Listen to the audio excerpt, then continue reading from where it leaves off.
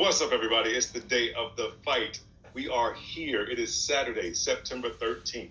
I am your co-host of Turnbuckle Boxing. I'm Brandon Jones, right with my man, Reg Lewis. Say what's up to the people, Reg. Hey, what's going on, my people? This is Reggie Lewis, Turnbuckle Boxing, here to have our turn, our say, on this epic event that's happening tonight on Netflix between Saul, say it like Tarver, Saul, Right. Canelo Alvarez, and our man, Bud, Terrence Crawford. Yes, sir. Yes, sir. Now, I know a lot of folks are billing this as a sort of David versus Goliath, right? Right. So let's start there. Because we know how that story plays out. Yes. Right? So I'm going to ask you, in your opinion, who's David and who's Goliath? In your opinion, because it's being billed as, Canelo is this big Goliath, and Bud is trying to do the unthinkable, the impossible. So what is the blueprint for Bud to be successful? And then I'll also ask you on the flip side, what does Canelo have to do to be successful? All right, so starting with the whole David and Goliath theme, that was, let me note, that was created right here at Turnbuckle Boxing. Yes, sir. With us. It's our perspective based on them building it the way you said, as a David versus Goliath, because Canelo was this big guy sitting in his comfort zone, a comfort zone that he's been dominating for 10 plus years. He hasn't lost. He's undefeated, 11-0, I think, in that 168 weight division. And then you have someone like Bud Crawford, who's moved up from 135 all the way up to 168 now. He made a pit stop at 154, we know, and then he decided to challenge Canelo. Canelo at first was reluctant about accepting the offer because he said it wasn't an upside for him. I understood that perspective. And then Turkey Alex Sheik came with the offer. And of course, sometimes you can't turn away from the money. So here we are, David versus Goliath. I was driving home from work one day, and I'm listening to different takes on this early on. And I was just like, I'm listening to Bud.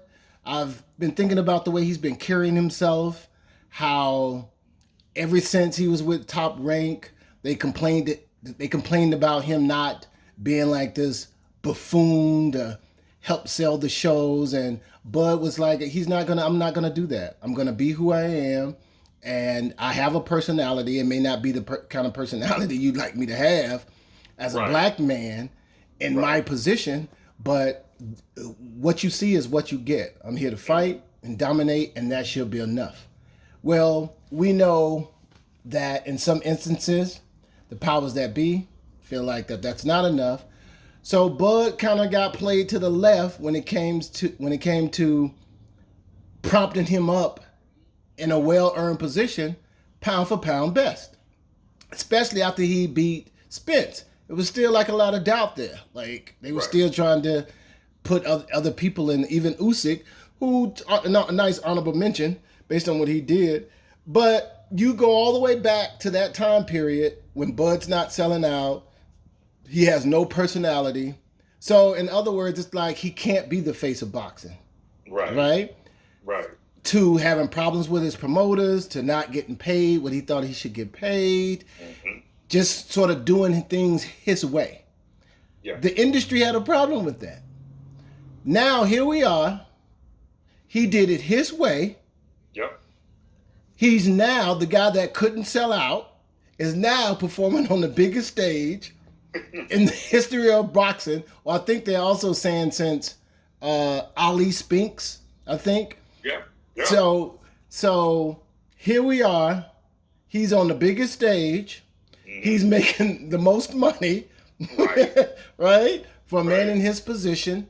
Yeah. And he's challenging the face of boxing. So since all the odds are stacked against him, just like all the odds were stacked against David, Come on now. That's when I came up with the theory about, oh, this is God. I mean, this is David versus Goliath, and I think this is going to be a situation where I'm not that person that inserts God into sports, but I think that in this particular case, God has shown his hand in various ways. You take Crawford, he's not a street hoodlum, a thug. He's a married man with children, been with the same woman. He take care of his family. He lives in Nebraska. He's not caught up in the limelight of everything. So I think he's a good representation of a godlike man. That doesn't mean he's perfect. Right. It just means that he's trying to be as perfect as he can, based on, you know, what we're surrounded around in this world. So that's what made me think about the whole David versus Goliath. Then you have Canelo, who's the total opposite. In addition to that, he has the judges in his corner, the referee is in his corner, the media is in his corner.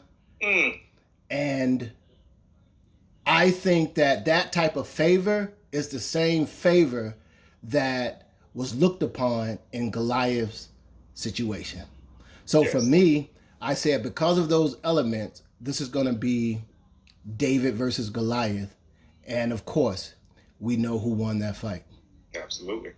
Absolutely. Yeah. Now, I will say that when you talked about Bud, you know, wanting to be perfect, he's the only one in this matchup that doesn't have a blemish. On his record. Right. Right. So he's I didn't think about that. That's good. You know, that's why I asked you earlier when I was asking the question, you know, who's David, who's Goliath, because Bud's never been defeated. Right. Goliath, Canelo has tasted defeat. Yes. At least twice. Yes. And our friend Teddy Atlas will also echo our sentiments that we said, we mentioned on the first episode, that he also thinks that Canelo has more than the 2 losses that are on his record. Exactly. But we won't get into that today. Right. But yeah, I think you're spot on, man. I think you're spot on with that take. I really do.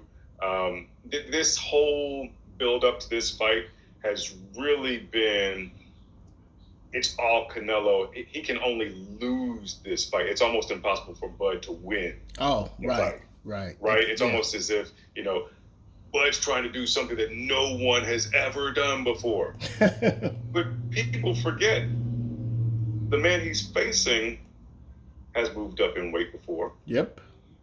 Manny Pacquiao has moved up in weight many times. Yes. Floyd has moved up in weight many times. To fight bigger men. Sugar Ray Leonard moved up in weight. Sugar Shane moved up in weight. I mean, there are so many people. Ray Leonard. And in fact, Bud himself even named, I think, 10 people in his recent interview with Stephen A. or Max, one of the two. So, he recently named at least 10 people, like in this current era of boxing, himself included, that have moved up and have been not only competitive, but have won belts in this era of boxing. So it's not like he's trying to do something that's never been done before. What's never been done before is being undisputed in 3 different weight classes. Right. I mean, he already did it. I mean, the 2 already breaks records because that hasn't been done. Right. So that's if there is a Goliath, the Goliath is what he's hoping to accomplish. Yes. Being the only man to ever be undisputed in 3 different weight classes. Exactly. So that's a good point. I like that. The whole element of this fight, in addition to Canelo, is Goliath. Canelo calling himself King Canelo. Right. Come on, sir. Come on now. Come on, King Canelo. There's only one king, right? Yes, I mean, if you believe how and what we believe in and what Terrence believe in, and I think that there's going to be a 4th man in the ring, and I think there's going to be a 4th man at the judging table, and it's going to be in dramatic fashion, and it's going to be from a unexpected shot, just like Punch, just like with David, and then the fact that Canelo dodged the real David opponent that he was supposed to fight and possibly lose to, and that was David Benavidez. Ooh. See, you got to slow down, Reg, to see Canelo fans don't want to hear that right now. No. They don't want to hear that right now. At all, period. And you know that at first they didn't even want to hear about Bud. Right. They want to hear about Bud's accolades, his achievements. You know, he who has he fought? Yep. See, that's another thing. Right. That's another David-like thing. Right. When he's going against so much right now. Yes. The man was booed at the final press conference and the weigh-ins. Getting booed at the weigh-in. So much so he had to react to it in a unnatural way by blowing them kisses and that sort of thing. It's like, and acting like he's welcoming it. But that's almost like the punch that Gamboa hit him with. Mm. And in a few seconds later, Gamboa was getting up off the canvas because Crawford didn't like it and he took it personally. Yeah. Oh, you got me, but let me respond. And then unfortunately for Canelo, Terrence is gonna take it out on him. And you know what? You're absolutely right. It is unfortunate because I do think that Canelo is a good guy. He seems like he's a good dude. He seems like it. Yep. He too is a family man. He's been talking about his family. I think he just had a daughter, a fourth child. He said that. Girl. Mm-hmm. And that he said after the fight he wants to get back to his family, spend some time with his new daughter. So I don't want to make it seem like we are vilifying or making Canelo out to be this monster. Nope. Right? He is a good guy.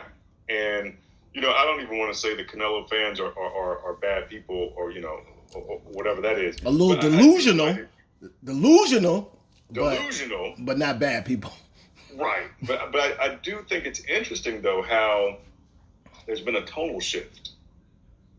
It went from Bud's a nobody, who has he fought, blah, blah, but Canelo's going to, wipe the floor with him. And now recently we've seen that tone start to shift.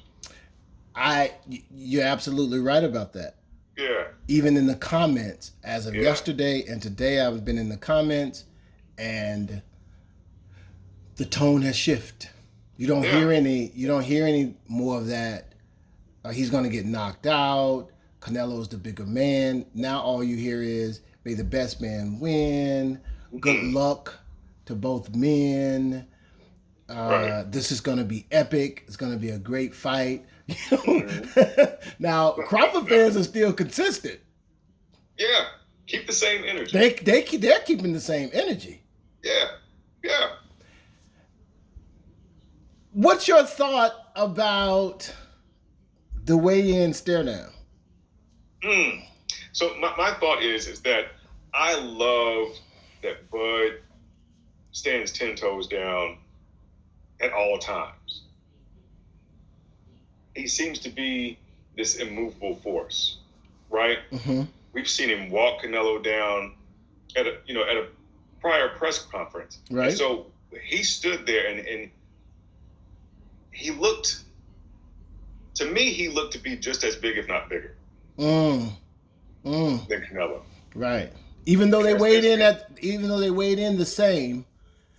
167.5 for those who don't know what the men are weighing. The weight limit is 168. They both weighed in at 167 and a half. Mm-hmm. So yes, they both weighed in the same, but it's just the way Bud carries it.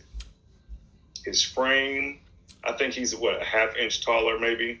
Yep, he's a half inch taller, and then I think he has a 4-inch reach advantage. 4-inch reach. So see that's a God-given that a lot of folks are not talking about. There's a lot of God-givens with Bud that they're not talking about.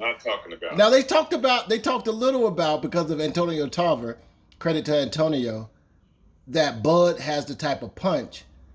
I refer to it as deceptive power. He said it has more like a sting and we know what happens when a a bee or wasp sting you. You react to it. Yeah. So he's saying that when Canelo feels that sting, that should keep him at bay. Yeah. And if that keeps him at bay, then Crawford is going to win this fight. Oh, without question. And I think that, getting back to your question about the stare down, right? Yes. At the weigh-in. So I think, and I saw this also in the stare down when Bud fought Spence.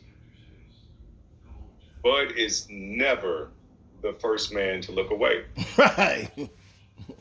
In the multiple stare downs for the build up to the fight, whether it's been, promo, whatever, Canelo is always the first one to balk. The first one to, disengage. Bud is here, and he said it himself, his own words, he's here to take everything Canelo has. Everything he's got. Everything. I think he said that in that stare down. He did. And I think that is going to not change come later this evening in his walkout. Whoever brings him out, we don't know who's going to bring him out. Because, I have a thought. Yeah, when you brought up when M brought him out for Spence, I knew then that EJ was in trouble.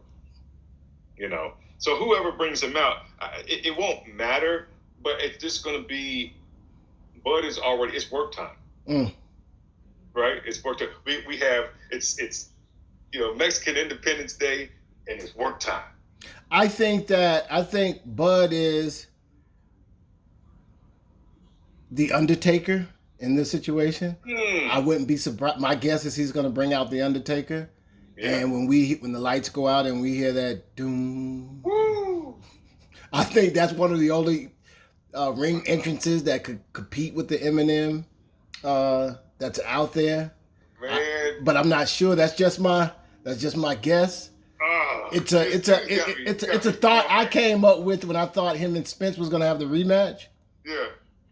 I remember typing it in the comments that, hey, Bud, if you're reading this, your next ring walk should be the Undertaker. The Undertaker. Theme song. It says everything you need to know. Yeah. Another thing I like to say in regards to that stare down, I did notice Bud in his chest. I sensed a bit of nervousness, but not a nervousness out of fear. Just natural nerves, like you and I are actors. When we're waiting in the wings to get ready to make our entrance, when we're at places, it's that. And then as soon as you get out there on stage, it's gone. Yeah. But it's those initial butterflies, that initial nervousness, which is natural for this event, but I didn't see any fear. I think that since they said we all know Sean Porter was never knocked out. Right. He knocked Sean Porter out. His dad stopped the fight, but he went. Errol Spence had never been knocked out. He went up there, and it's the same with Canelo. Right. Never been knocked out. I think Madrimov doesn't get the credit he deserves. Right. I think that a Sean Porter, a Keith Thurman, a Errol Spence would have trouble with the Madrimov. I agree. I think the Canelo would have trouble with the Madrimov. And so I just think that it was just Madrimov being a good component, but also preparation for this Canelo fight if Bud was to get it, and then he ended up getting it. And then the other thing with Canelo, bringing Boots into the camp, we'll move into that in a minute, but I just had this thought. It's like you can't spar with Boots for a few days or a few weeks and expect that to prepare you for what Bud is going to do in the ring for somebody who's been doing it a lifetime. Right. Like, Boots should have been in camp day one. As soon as you agreed to take the fight or start training camp, Boots should have been in your gym preparing, not showing up and let me test this out against this. No. I think I saw in Canelo what I saw in Errol Spence. Okay, what was that? With the stare down, where I think I've gotten into some trouble. This is it. This is going to change the trajectory of things. And when Dana White whispered whatever he whispered to them to make Canelo shake his head or nod his head, it was a different nod than what Bud gave. And then he tapped Bud on the side, and then they turned out. EJ did something similar where he told Crawford, "You don't have to thank me for, doing this fight." Yeah. So it's almost like when Crawford wasn't even in that mind space. Mm-hmm. And then then EJ put his hand out to dap out. To me, it's that same kind of energy. Yep. That's what I noticed. Yep. And I saw a Canelo that worried differently than he was before with their way down, because now you get to see the complete Crawford in his rare form, the one you're going to fight tonight, actually. Right. Another thing I thought about with the Canelo Crawford. No, go ahead. I'll say that. I was going to piggyback on what you noticed in the breathing. Oh. Right, in Bud's breathing, because you mentioned those butterflies that we have right before we're about to go on, or right before when they say speed, and it's just that one little thing that you just have to center and then action. Yes. And you're ready to rock, right? Yes. So I think that's just the anticipation to like, okay, this is happening. This is really happening right now. Yep. It's more an excitement.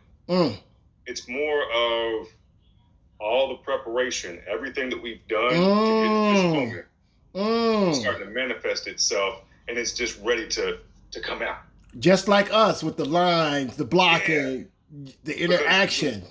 So as soon as that camera starts rolling or the lights come up and it's time for you to make your entrance or for you to speak, and whether you're doing direct address into the camera, whatever it may be. That's a good point. Yeah, it's that energy that propels you so that you don't enter the scene flat. And how the scene is gonna play out. Right. Because Bud even said he needs to win every round. Because traditionally, he and Canelo both tend to be slower starters. They got to try to figure out that they're downloading information. But he said for this fight, he wants to win every round. Wow. But however long the fight goes, because I still think it stops at 9. But that's just what I think. Well, that's the thought I was gonna say next, was that I saw an interview with Crawford's dad. Okay. And he said that Bud is gonna stop him between 8 and 10.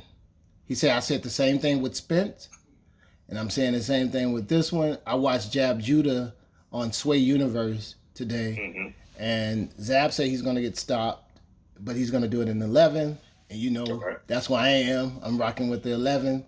Right. So when I heard Zab say it, I was like, I might be on something. But you are in alignment with Crawford's father. Right. And he said that they don't even talk about the fight, the match. So that just goes to show you like where things are mentally. And I just think that when it comes to making adjustments, I just don't think that Canelo team has the wherewithal to be able to compete, to say, hey, we need to do this to be able to offset whatever it is that Bud does. Bud may not even have to go in his bag. Because remember, we thought he was going to have to go in his bag against Spence. And he didn't even, I think he left the bag in the locker room. The bag was in the rock. Right. Right. He beat EJ the way he beat EJ, just being basic Bud. Just being basic Bud. And to me, that is scary. That's real scary. And if Canelo in this corner can't make adjustments like Derek, James, and EJ were not able to do, it's got to be a long night. It's going to be a long historic night. Yeah. On what? This is Mexican Independence Day? That's right, Mexican Independence Day. That's right. So Yeah, I was just trying to make sure I wasn't gonna say Cinco de Mayo. right, Yeah, which is in May. You know what I mean? right. Right. Yeah, so we have, like I said, we have Mexican Independence Day, and it's work time. We've got, Mexican, cheat meat, and Cheat meat. we got the cheat meat, and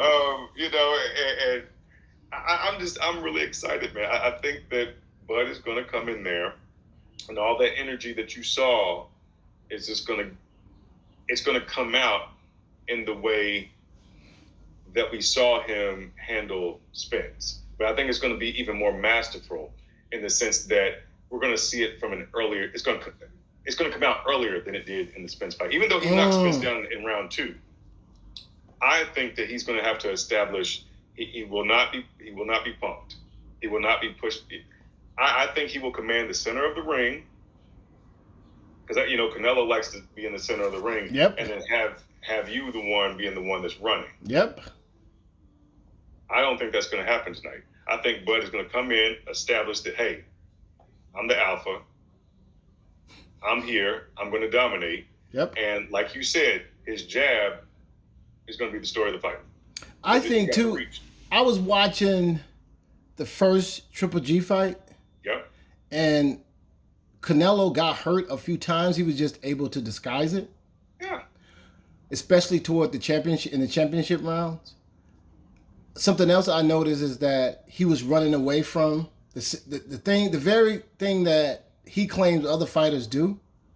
He was doing against Bivol, Triple G first fight. But it's boxing though. He was boxing. Right. Another thing that surprised me that I overlooked in that first Triple G fight.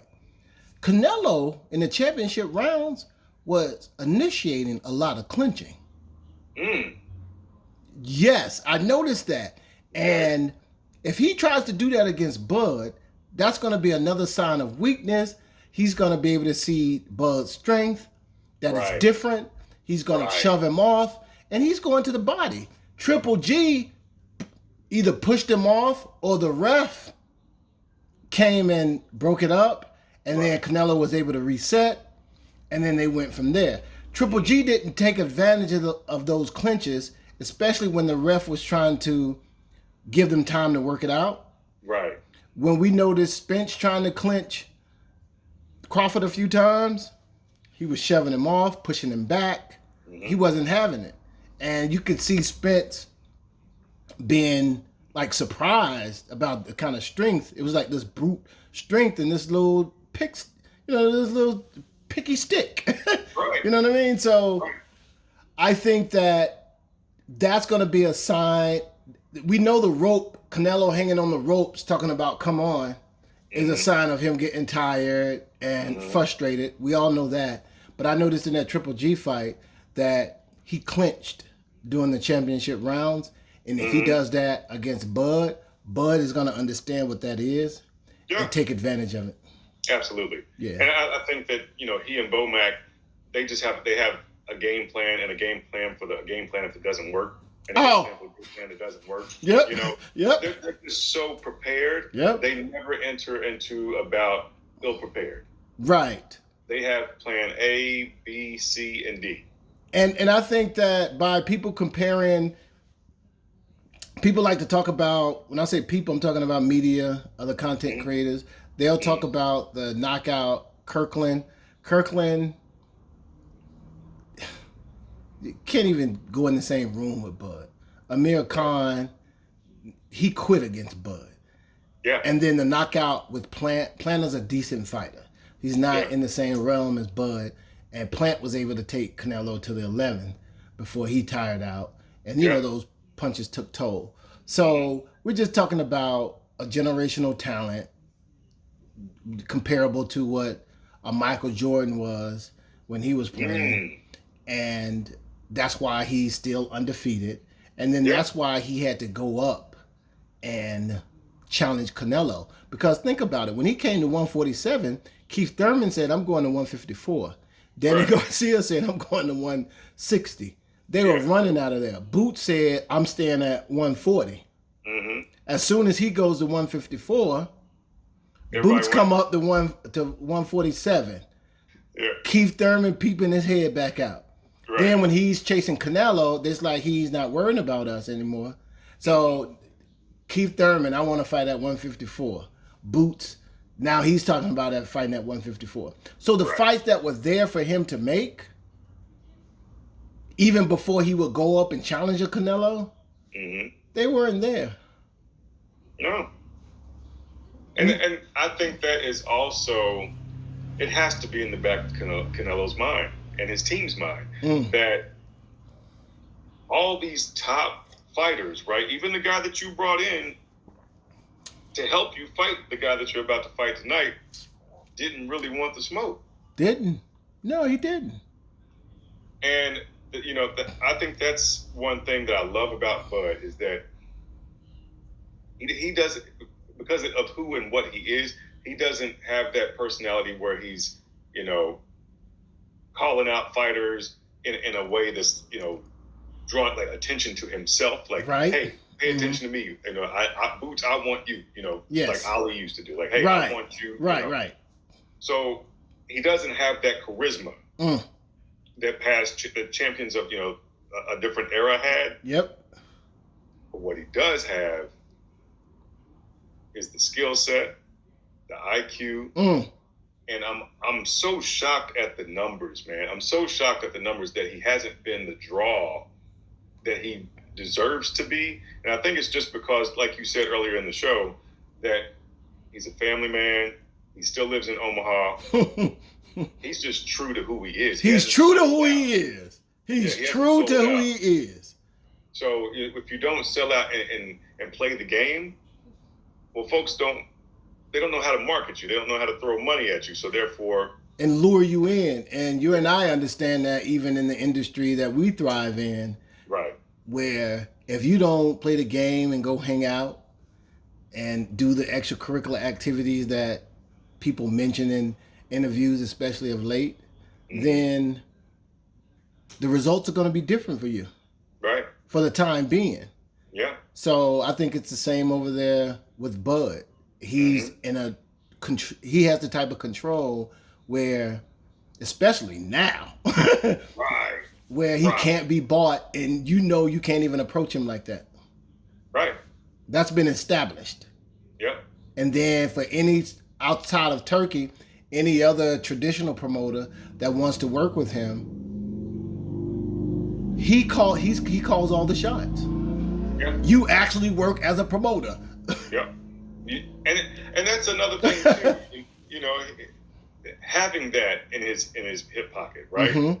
Working as a promoter. Yep. I just feel as though this fight is the first of many more like it to come.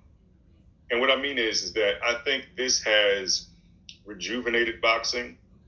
I think it's been like a shot in the arm to the sport of boxing, what Turkey has been able to do, but also having these two guys in particular, come together to make this fight happen is the thing that we've all been shouting and clamoring for. Like, we want the best to fight the best so we can find out who is the best. Yes. Because we don't really know until they get in there. Yeah, and the heavyweight in the comments against this fan base in the comments. Right. And much credit to the heavyweight division. They've been trying to do the best, fight the best. Right. And that's why Usyk has been able to make a name for himself in that division, because he's actually in a situation where it was the Usyk versus Fury sort of situation.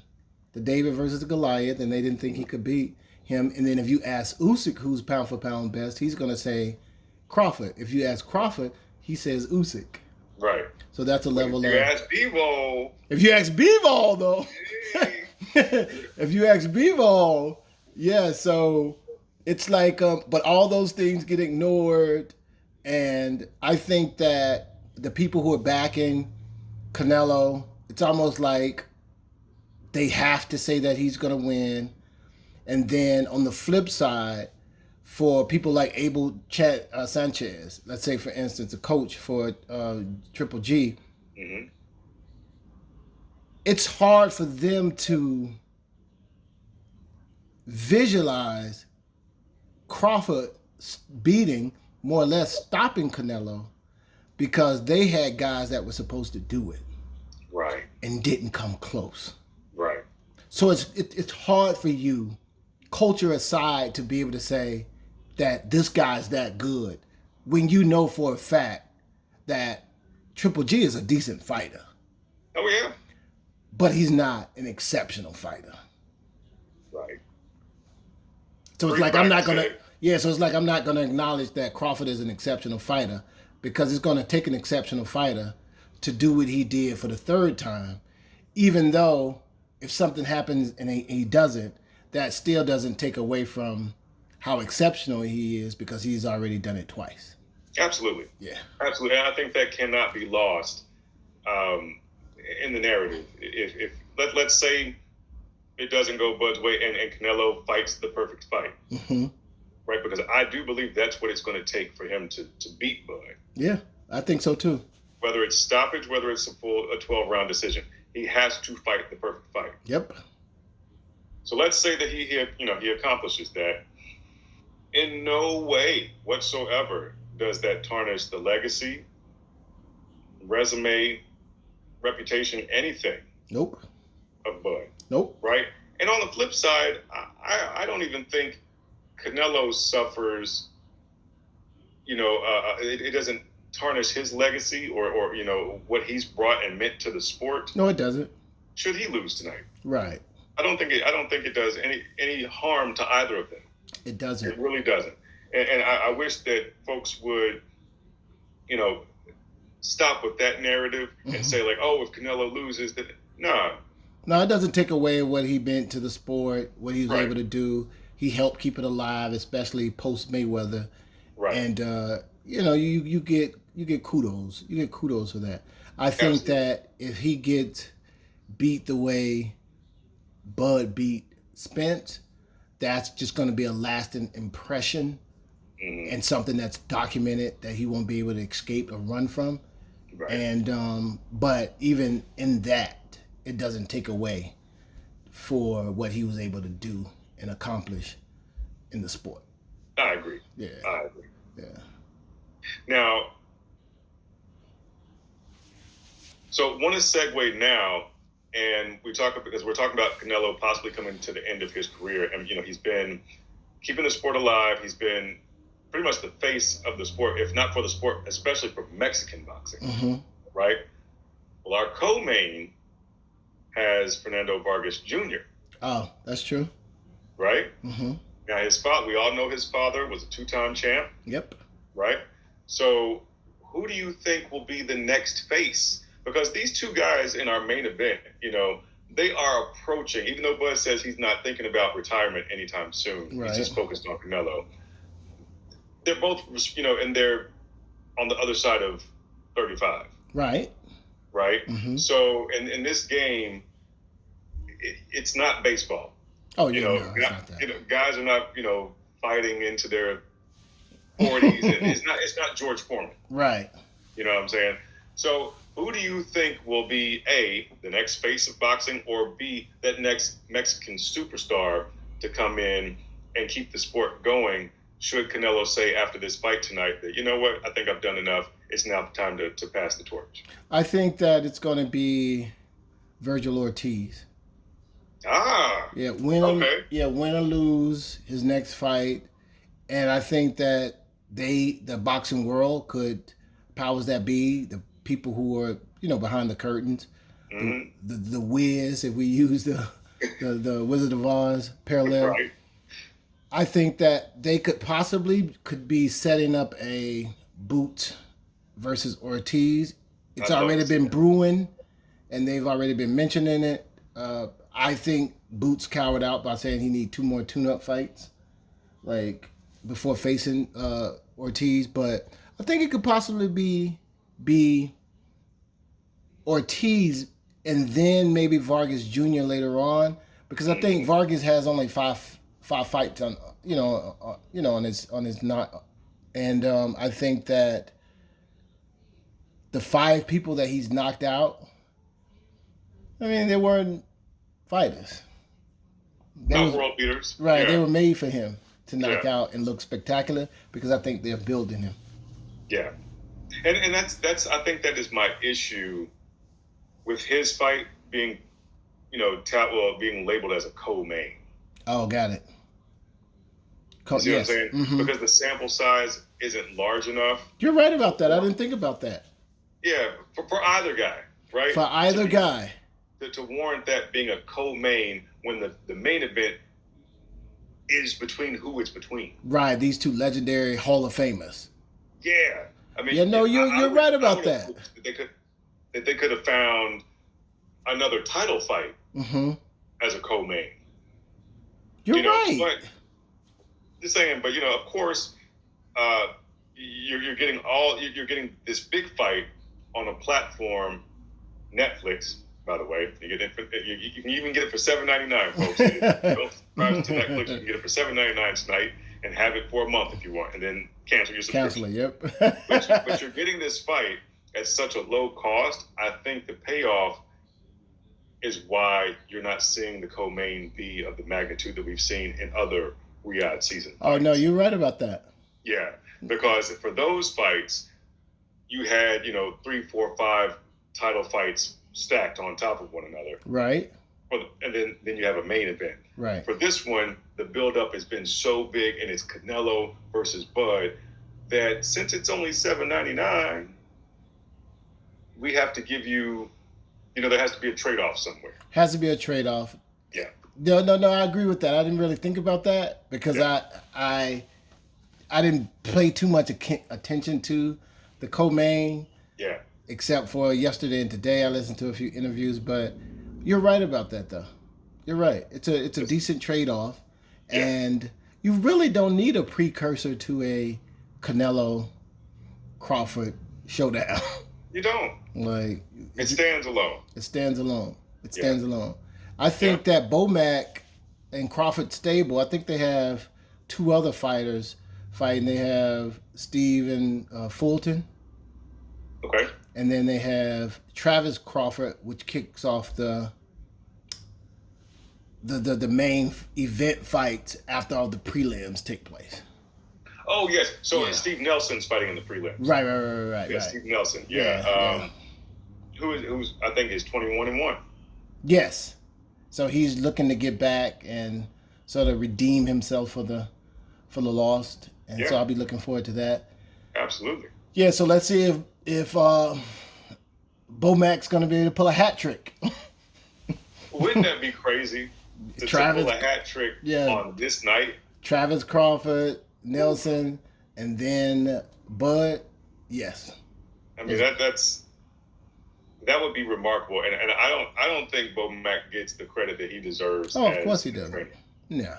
He does not, and it's a shame because them being from the market that they're from, Omaha, Nebraska. I think that's also why they've always been the B-side, why they don't get the respect that they deserve. It's just because they're not flashy. They're all business. They're not flashy. Yeah. The kids are not flashy. Nope. The wife is not all up in the back of the camera. Nope. In fact, I can't recall a Bud fight. Because it took me until I started watching Bud's his own YouTube channel and his sort of documentary style YouTube channel where he's been showing us how he's prepping for the fight. Mm-hmm. I didn't even know what his wife looked like. Yeah, a lot of people don't. I think after the Kell Brook fight was the first time that I had seen her. Okay. And I was like, okay, look at this guy. But we see in that documentary style YouTube channel he has that he has a lot of personality. They have a lot of fun. But one of the main things is they operate and act like normal people. Right. It's not about what it's supposed to be about when you are on the level and making the kind of money that a Bud Crawford is making. You know what I mean? Yeah. And that's just a testament to, I think, not only who he is, but the relationship he has with the man above. Yes, sir. Yeah. Yes, sir. Yeah. So I like how you were able to land that plane and bring it back full circle. Oh yeah, Yeah. I like that you were able to do that. Wow. Yeah, That's smooth. Yeah. that's cool. Well, man, I think that's a good place to wrap up on this episode. Unless you got anything else that you No, want. that's it. I predict a 11th round knockout, not TKO, a knockout Yeah. by body shot to the liver. Mm-hmm. And then I think that he may get the Undertaker to bring him out. Which, man, if that happens, I don't think Gavin will have to come and bring me back in the house. I will run outside and run down the block. That's how hype I will be. If the Undertaker, Could you imagine? Because even the non-casuals, because you have the boxing fans like us, the diehard fans, then you have the casuals, even the non-casuals who's just gonna tune in, who are wrestling fans. If this was to happen, oh man. And you know what, man? It's not out of the realm of possibility, because check this out. So you know how Dana White has a partnership with WWE.